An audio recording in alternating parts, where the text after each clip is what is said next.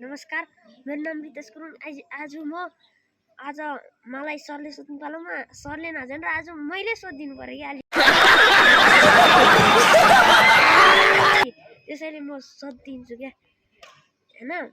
जीवनमा एक पटक मात्र चरा जीवनमा हैन एक पटक मात्र करायो भने कुन जनावर करायो भने मानिस मर्छ।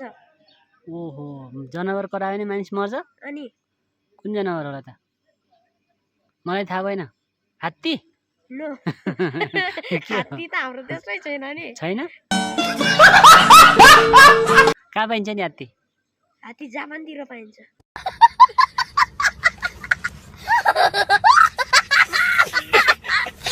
जापान कता हो? यहाँभन्दा 1-2 घन्टामा हिँडेर पुगिन्छ। के बोले भाइ? अब के बोले के छ थाहा? कति टाइम लाग्ला? प्लेनमा गयो भने चाहिँ पुग्ला काठमाडौँबाट। हो, 1 दिनमै पुग्ला।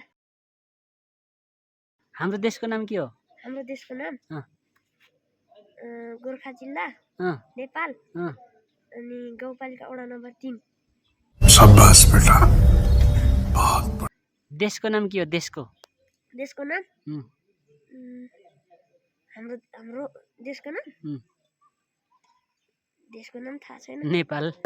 Congratulations, great, successful person. Thank you sir. Good. ए तिमीले अघि भन्थ्यौ नि त, त्यो के हो? त्यो जनावर ए यो त हाफ्सेल हो। हाप्सुल? के हो हाप्सुल भन्ने? हाफ्सेल एक पटक मात्र करायो भने मान्छे मर्छ हैन।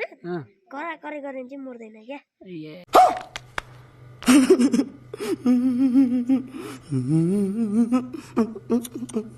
ल ठीक छ। अनि खुसीको आँसु झर्दा कुन आँखाबाट झर्छ? खुसीको आँसु दाहिने आँखाबाट झर्छ होला नि। दायाँबाट हो? दाहिनेबाट होइन? अरे कहना क्या चाहते हो? दाहिने र दायाँ भन्ने के हो र? दाहिने कुन हो? देब्रे र दाहिने भन्छ। दाहिने देब्रे। ए दायाँ बायाँ। दायाँबाट आउँछ के।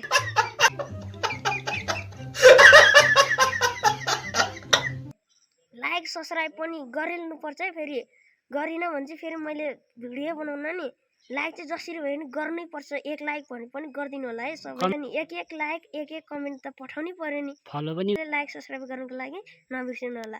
नबिर्सिनु है फेरि।